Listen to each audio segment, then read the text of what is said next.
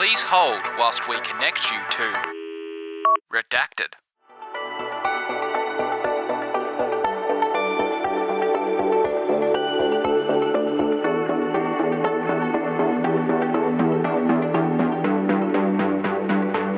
Hi, this is Oliver Alexander. This is Will the producer. This is Lucy Bishop. And this is Fraser Greenfield. And you're listening to Redacted. Hey guys, we're doing something a little different today. Have you ever wanted to launch your own product? What does that look like? For a lot of us, our day-to-day is about developing stuff for others, such as employers, clients, and customers. Today, we're going to deep dive with two familiar faces, Oliver and Fraser, who are launching their own product, the Fjall Juicer, to Kickstarter right now. Feel free to check it out in the show notes. So sit back, relax, have a cup of tea, and play this on the loudest Bluetooth speaker in earshot. We're going to find out how they did it, why and what went horribly wrong along the way. Redacted. For new listeners, can you tell us a little bit about yourself and Vulpes Works? I'm Fraser Greenfield, and that's... Oliver Alexander. And we run a little design studio on the side called Vulpes Works. And we aim to design future heirlooms. What inspired you to create and launch your own product? After COVID, we'd both been doing a lot of work for clients and employers and had a bunch of big aha moments during COVID that really put us in a position where we both wanted to understand the process of launching a product ourselves without necessarily the creative constraints that come with a client or an employer.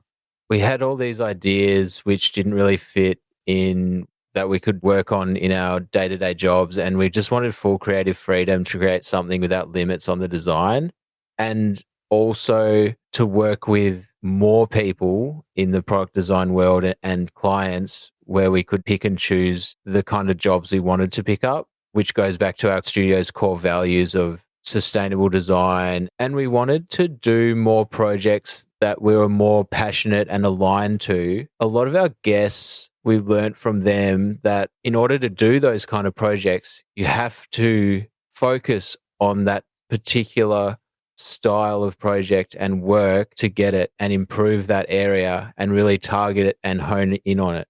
In order to get the work you want, you basically have to go out and do some of that work yourself with your own internal projects. And ideally, with the honey comes the flies, so to speak.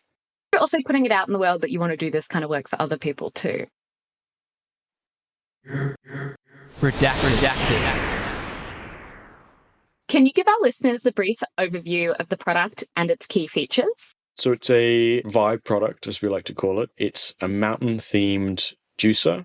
It's supposed to look cool on your countertop, really bring a bit of pizzazz when you make some cocktails or some lemonade, and it works. It's a ceramic product with a gloss glaze, and it has this beautiful gradient effect as it goes down, sort of like a mountain, a snow-capped mountain.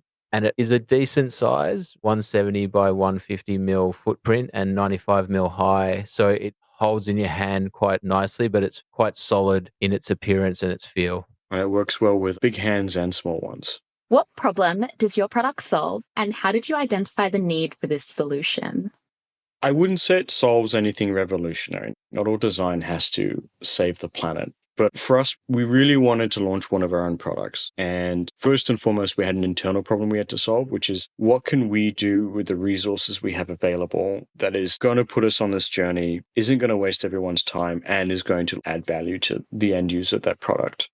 We knew it had to do it in one part. We actually designed a whole product before this that we ended up not making because the manufacturer went bankrupt during COVID. But when we looked at this, we thought, what in this space, this kitchen space, could we do? And what are the gaps that we can perceive?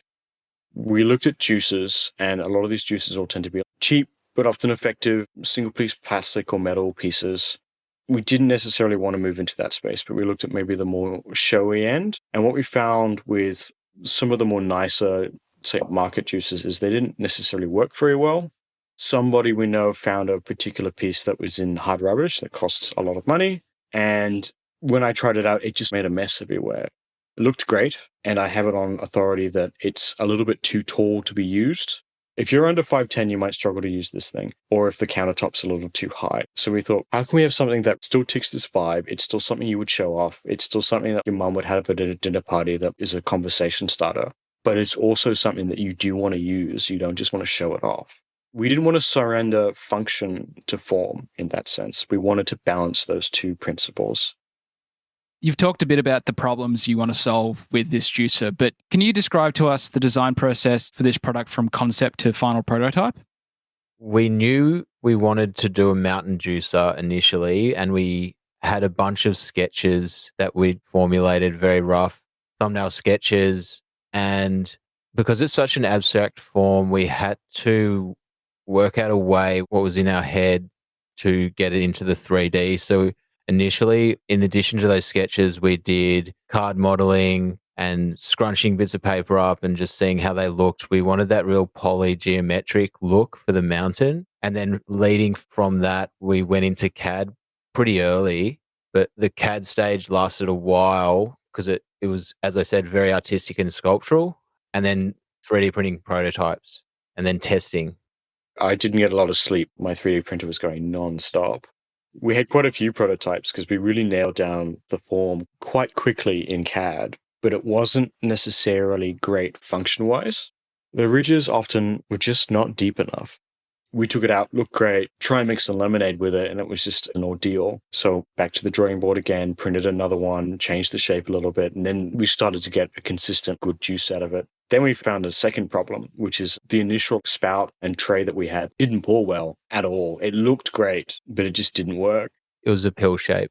We ended up going to the hive mind and asking, what do you think? And there was a lot of back and forth where people were like, oh, I want a handle and I want this. And they sort of didn't understand it. And then somebody said, oh, just give us a corner. And then you automatically visually communicate how this is supposed to be poured. And then we can start instituting a spout that's very simple, easy to make, easy to mold. And it poured really nicely. And that's when we had this 3D print that worked and it looked great. And then suddenly we had to nail down a material that we were going to make this in. We were looking at materials and we wanted to die cast it. So we were originally thinking of a metal mountain, really solid piece. The idea was we'd have this 2-dip anodization look. So you'd have this silver mountain top with the black at the body. Unfortunately, it didn't make economical sense. At least at the minimum order quantities that we were looking at. We started looking at a more traditional material, ceramics and clay and such. And I suppose there was a bit of this romantic notion of having a clay into a mountain. It felt a bit poetic, but we also knew that we can use some really nice two-tone glazes. Ollie was really on the ball with all the different glazes that we could get. If anything, he's probably the expert to talk on how we really nailed some of the colors out. We had to do a lot of testing for that phase to get the right colors and work with the manufacturer closely to make sure the quality was also good. With ceramics, there's a huge range of finishes and colors you can do. We've both traveled to Japan and we love the Japanese ceramics, and this inspired us to do a really nice finish, and we wanted a nice gradient on it. So having that 3-tone white to blue to black really stood out, and the imperfections actually make it better. You get that stippled effect and the gradient and the change in the texture. It really makes it look like a painting of a mountain. What were some of the biggest challenges you faced during the design and development stages, and how did you overcome them? I think as we closed out the development, it was definitely finding a manufacturer that was willing and able to do the shape that we had envisioned. There's a lot of sharp angles on the Fjall, and that becomes a bit of a hazard when you start cooling it down, especially after firing, because apparently these are all key stress points, which means that in some of the more traditional processes, this would shatter either in the kiln or as it starts cooling off. As well as the issue before that with the mold achieving that sharp edge consistently with the flow of the material. We didn't want really soft edges. It needed to be visually quite sharp. Yeah. We did have a lot of trouble finding a manufacturer who's willing to do that. And then after, we had to work with them on how does this normal process change in order to produce this shape, and what compromises do we have to make to do that, as well as nailing out what we want the glaze to look like. Because while it is supposed to be relatively inconsistent, there are some consistent variables on where that snow line is and how big the gradient is. What does their version of black look like? that all matters. And it's something that we had to take into consideration and document in terms of quality control. And on top of that, as we're finishing this off, we realize that there's a whole bunch of product development that as a designer, you're not necessarily directly exposed to, depending on where you're working, which is photography. Historically, I did very little product photography. It would go to the customer and suddenly you see a way better version of your product on a glamorous photograph. And suddenly we realize that we have to do that and we have to figure out how it's done, which comes with its own interesting story. The other challenge was getting really good imagery and video. We did a lot of research into different Kickstarter videos, and the common theme for the successful ones are beautiful imagery and fantastic, tight videos. I'm lucky enough to have a brother that is an amazing cinematographer. So we linked up with Charles Alexander and we had a rough idea of what we wanted to do with the video and the images, but he really storyboarded it and put ideas forward and brought it to life in a way that we simply wouldn't have been able to realize that on our own. Yeah, exactly. And just all these cool themes that we put in it and just great effects and, as I said, tight, punchy, well done video. Really happy with how it turned out overall and glad we worked together. It was a fun day. Yeah, if there's any key takeaways, it's don't be afraid to acknowledge what you don't know and reach out to experts in those areas, because we definitely would not be anywhere near where we are now without Charlie's help. You and Will and Charlie are basically like your own little production team. That's amazing. It's good. It's going to be a bit difficult now that Charlie's in a different hemisphere now. I think that helped with the time frame, though. We asked him and he said yes. And then he's like, oh, I got to go to London now. It's like, okay. Jet set it across the world. Gave us a deadline, which, if anything, made us work harder. We would have probably gotten lazy with that one. Yeah. That's another piece of advice. Give yourself a deadline, because otherwise you'll find a reason to stretch the work out. And how did you guys determine that Kickstarter was the right platform for launching your product? I'm sure there are other platforms that are just as good or within reason. For us, it was Kickstarter has some historical data that we could benchmark off. There are designers like Nick Baker, Sandra Guthinergy, the team at Revision, and countless others who've launched products in Kickstarter that are very much in the space that we're aiming at. So we can take them as role models, inspiration. In some cases, we can reach out to them and get some advice. We knew that if they've done it, there's a good chance that we could emulate some of what they've done. And if they're open to telling us what their story is, we could build upon what they've already done. And they've not only done successful Kickstarter campaigns with their products, they've gone on to have successful studios. And also, Kickstarter is a really trusted platform as well. You're introducing a new product. You don't want to necessarily introduce a whole new platform to people as well. Yeah. Exactly. There's a great community on Kickstarter. They've got a lot of logistics on the back end that's solved and sorted. And then on top of that, there's an ecosystem around Kickstarter in terms of advertising. They do offer some shipping partner deals, etc. If you wanted to launch a product and you have sufficient resources, they also will provide a lot of the know-how. Kickstarter does some great guides on how to launch a product, which were really, really useful because they would talk about a lot of the stuff that we as designers don't necessarily touch upon. And in that sense, it's great. They've got a great guidebook on how to do X, Y, Z in steps 1, 2, and 3. Redacted. Can you share some insights into your preparation for the Kickstarter campaign? What steps did you take to ensure it'd be successful? Step 1 for us was we needed to validate what we had. And what I mean by that is we can do all the user testing we want, but if these people know us, they're not necessarily going to give us the most honest answer, I guess. I'm sure everyone's mum has told them that they're a brilliant designer, and that could be really dangerous for feedback. What we did instead was we entered into a whole bunch of awards, at least as many as we could within the time frame that we were looking at. Obviously, some awards are at the tail end of the year, some are right at the beginning. We had the middle of the year to enter into a bunch of things. And we ended up making a lot of finalist lists, specifically the design show in Sydney and in the Vivid Design Awards. They're the longest running Australian early career design awards in the country. And we made the finalist list for the design show. We made the finalist list for the Vivid Design Awards. And then on top of that, it was a great surprise to all of us. At Vivid, we ended up taking the object design category. We won that Vivid Award outright. Step one for us, once we had that product in hand, we wanted to validate it. And the best way to do that was to get some people who don't know us to tell us that the product is good. And that plays into the next phase, which is promotion. This also helped with the promotion of our brand and the product, getting it out there and validating it first. Also building some hype around it as well. Yeah, getting that excitement. For me, it was more to make us searchable. If you search the Fjall Juicer, you're going to get those awards popping up in your Google search. If we're coming out of nowhere, it's, what's this? Whereas if I search the product and I can see that, yes, there's an Instagram post, here, these people are real. It has been shown at these different conventions in Sydney and Melbourne. And look, it's got an award. It's a valid sense of social proof to the future customer that this is a real product. These are real people. They're not going to run away. These are industry experts judging.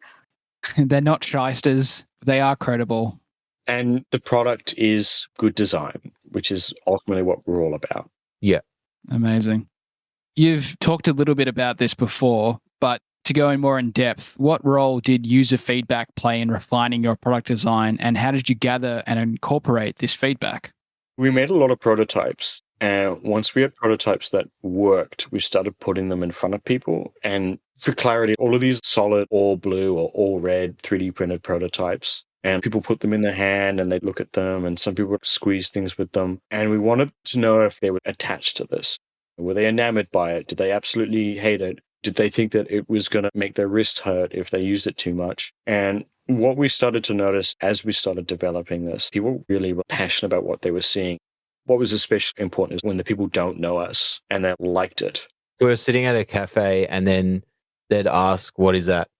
This old woman was like, oh, what's that? Where can I get that? Or when we were at the award show, we had to rush out to buy some microfiber cloths and some IPA and do 30-minute tag teams. Because without fail, both shows in Sydney and Melbourne, people would pick this thing up, they would look at it, and they would cover it full of fingerprints. Not to say that it gets dirty, but when you have 400 people walk through in the space of an hour and they're all touching it, we love people touching our stuff. It really validated for us that what we had was something that users were enamored with.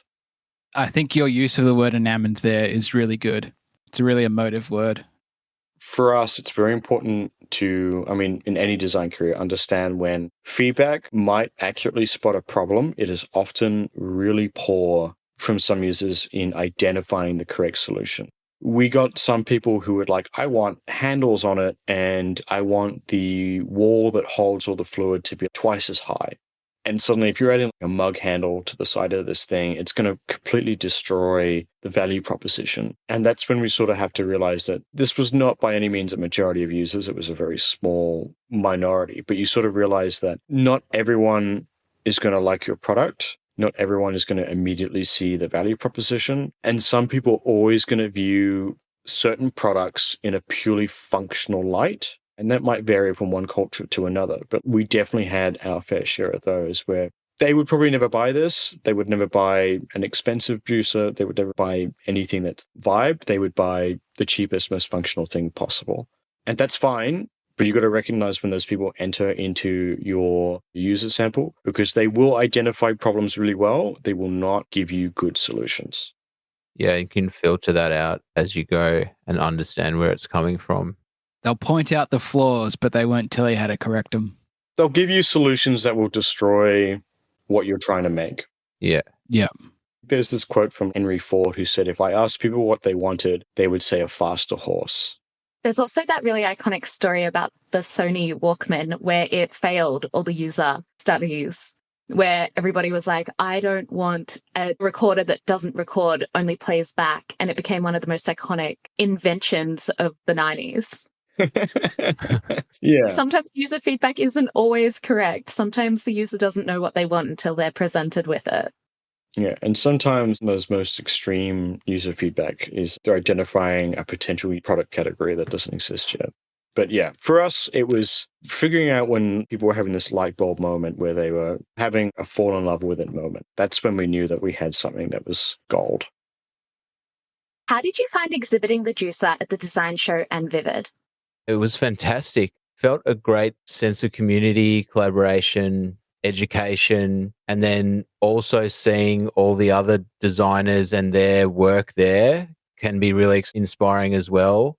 and also help you to think of new ways of solving problems. On top of that, entering into any design award is a great way to meet other designers, either in your local community or your greater community. And for me, the hidden takeaway that in many ways is way more rewarding than what we were actually looking for to get out of that award show. You've been quite critical of design awards in the past. What was it that made these two different?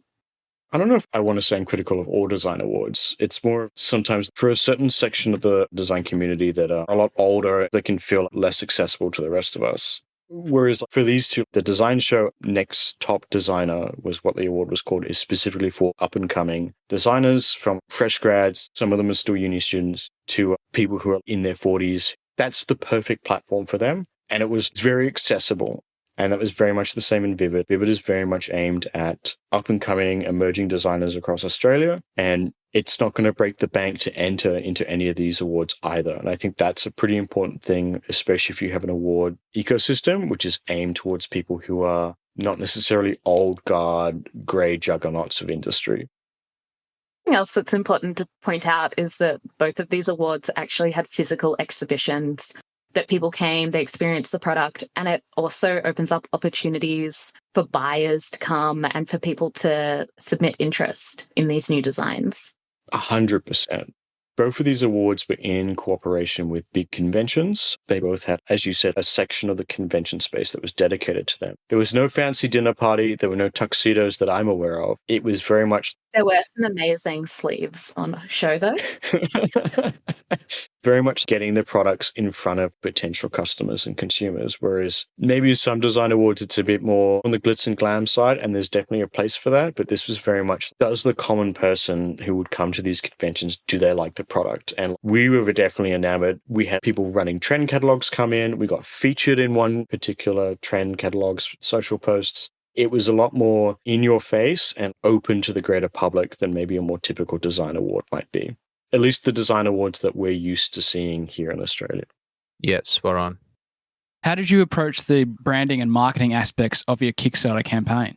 Well, we're actually still working through some of that. We do have a multi-pronged strategy though. Firstly, which we've touched on, exhibiting, advertisement, word of mouth, and then this podcast. We know we have to market and advertise it through social media, and we've got a strategy and we've got fantastic imagery to back that up and really get it out in the world. And then obviously all these different ways we're getting our studio and the Fjall out to the world.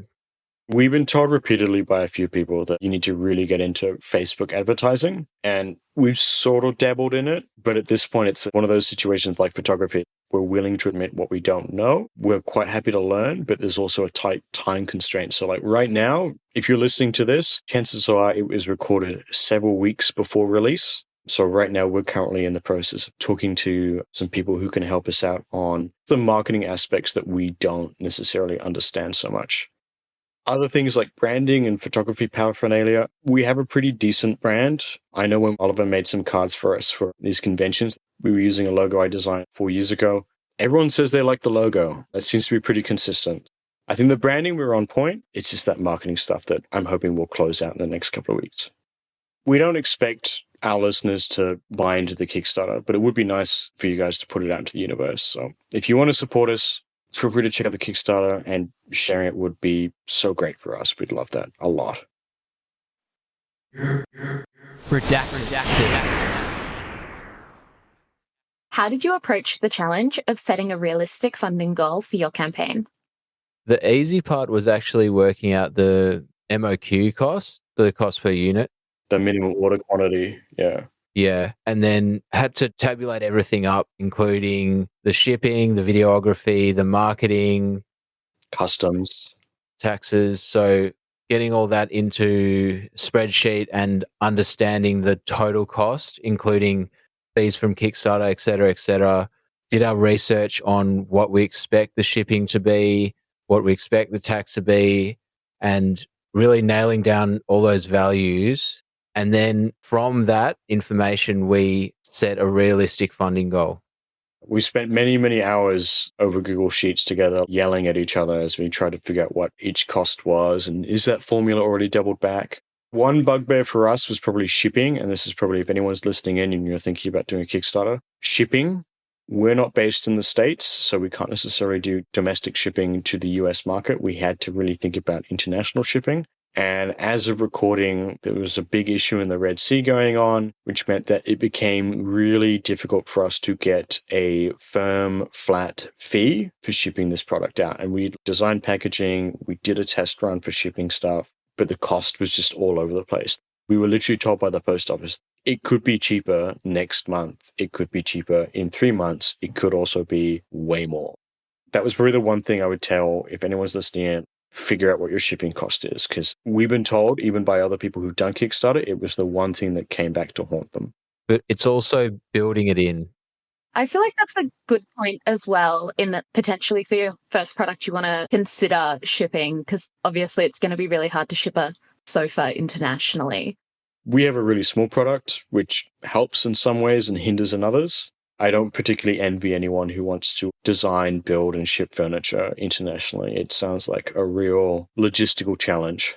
Once you go over a certain weight to America or anywhere international, it just gets exponentially high, the cost. Nonlinear. Yeah. Once it's over that threshold, it is. Can you talk about the importance of storytelling in your Kickstarter campaign and how you've crafted your story to engage potential backers? Almost all our podcast episodes, we delve into the products and their stories. And more often than not, we've learned with Tom Hardy at Samsung and countless other guests that the story behind the product is almost as important as the product itself. And for us, that's the same mantra. We tell our story through our video. That's our main storytelling piece. It's super important, and that's what will hopefully engage the backers. When it comes to our story, we want our product to be something that people hold on to and will pass down to their children and their children's children. We want to make future heirlooms. It's something that's going to be treasured for a long time, and it's designed for longevity. And that's informed a lot of different decisions in our design process. So in order for that to be successful, the product itself has to be of high quality and high caliber. Cool when you think about all these archaeologists, often when they find cities, the first things they find are all these smashed pottery, because it just does have that really strong longevity. It'd be kind of cool if one day they were digging up the juicer. 3024, the juicer is going to be in the XYZ Royal Museum. That's a weird thing to think about. That's cool. When did you say? 2034. 3024. 1,000 years from now. Whoever it is digging it up. Yeah, whoever. Redacted. What advice would you give to other designers considering launching a product on Kickstarter? First and foremost, just do it. The sooner you do it, the better it is. And the second thing would be plan. And the best way to start with a plan is to get one down. The second best way is to copy someone else's. So feel free to ask someone that you look up to for some pointers. Document everything. I'm definitely not someone who likes to write stuff down, but I've forced myself to do it. When you start getting to production levels, you want to agree on some quality control standards with your factory. That's a basic product must do X, Y, Z, must look like this, shouldn't look like that. To make sure that what you get from the factory is exactly what you want, but also for them to understand what it is that you're requesting of them. And I think last but not least is have some finance runway. We did a single part product. We could cut certain development processes shorter than normal because we had a lot of experience in certain areas. But obviously that meant that we had to make it up in areas where we didn't have that experience. Yep. To be cautious, if you were doing something of similar complexity to what we were doing, I would suggest expect to spend $10,000 on development, not including your own labor. And of course, that would scale up and down depending on what you're making. The more parts, the more complex. Exactly. So definitely just do it, but be financially cautious and be prepared that this isn't going to all be easy and it's definitely not necessarily going to be free. The last thing would be ask for advice from people who've done it before. We've definitely reached out to people who've done it before because ultimately you don't know what you don't know. And there'll be stuff that to us in hindsight seems obvious, but we didn't know it at the time. And other things are just, you might think that you have the right answer, and reaching out to those people will confirm whether you have the right answer or not. That alone can be invaluable, because suddenly an anxious night's sleep becomes a very deep one. Can you share any lessons learned or insights gained from observing other successful Kickstarter campaigns? I'd say the one thing that we haven't really spoken of is there are 3 outcomes when you can run any sort of crowdfunding campaign. From what I've seen is 1, you fail, which is fine. You can pick yourself back up and you can try it again. Then there's you succeed, which is what we're hoping to do. And then the third one that we've seen is you can be too successful. We don't necessarily expect this to happen to us, but there are certain issues that come with saying getting 10 times more than what your goal was, and it can produce a whole host of new problems for you. Logistically, manufacturing, can it keep up with this much larger demand? Yeah, and you got to get an accountant to think about things. Let's say you want to get $10,000 and you end up getting $1 million. That also means that you got way more orders than you were planning, which your factory may not be able to do. Yeah. It's going to push out all your delivery processes. You'll need to find a way more efficient way of shipping all that product than what you had initially planned. And you need a bigger warehouse to ship it from. You'll need a warehouse. You can't just do it out of your garage anymore. Yeah. You might have to get an accounting team. There might be new tax liabilities depending on where you live. Suddenly, you might find that you're moving into a new tax bracket, or you have to get a LLC, or you have to change whatever corporation or business format you have. That's something to be aware of. We don't expect it, and we have a 3-point plan if we do have that happen. Yeah. And it is a good problem to have, but it is something to watch out for. You don't want to find that you can't deliver because suddenly you were way more successful than what you were planning to be, and you don't have a plan to capitalize on that.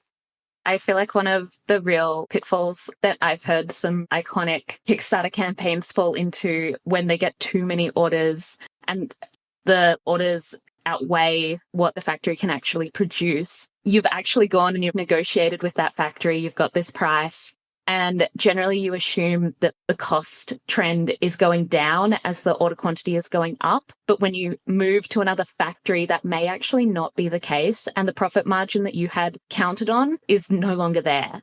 Exactly. And there's also the time. If your order quantity outstrips your factory's production capacity, you basically have to find a whole new factory and repeat that entire quality sampling sign-off process again with no guarantees at the moment you have to make that decision that you'll get a product that is exactly the same as what you've already gotten before. You can eventually do that, but that costs you a lot of time. So it is something that can happen, and it can definitely cause some big issues if you're not prepared for it. What are your current long-term goals for the product and your design business beyond the Kickstarter campaign? Primarily, the reason we did Kickstarter was to learn new skills and learning how to ship our own product and the journey we'd be on along the way. And from that, hopefully ship many more products in the range and grow our own in-house range of products with Vulpes Works. So that's one of our goals, as well as showcasing our service to future clients that we can collaborate on a whole range of projects in the future, getting a pipeline. If this Kickstarter is successful, we have documentation, we know how it works, we can build a recipe from that to repeat. And that's something that as a designer, that's very valuable because you can sell that to future clients. You can de-risk a lot of the different processes that come outside of just design. And then, of course, we get to have people appreciate our work in a way that isn't behind a client's brand, it's behind our brand. Not in an arrogant way, but in a way that we know they appreciate it and might want to work with us in the future. Exactly. Lastly, where can listeners find out more information about your product and follow your Kickstarter campaign? We'll have a link in the show notes. It'll be the first link. You can also find it at kickstarter.com. Our studio name is Vulpes Works, VULPES Works. And you can also find us at our Instagram, which is at VulpesWorks. That's VULPES Works. Guys, thanks for coming on the show today and being on the other side of the interview mic. Thank you. Thank you. It's definitely a different experience. I feel like not only did we learn a lot about your up and coming Kickstarter, but some really good tips on how to start your own and some really valuable lessons for anyone looking at launching their own product. And for anyone listening in, a link to the Fjall Juicer will be in the show notes. We'll have a couple of cool Kickstarters for you to reference for your own products as well. The number you have dialed has not been recognized. Please check and try again. The number you have dialed has been...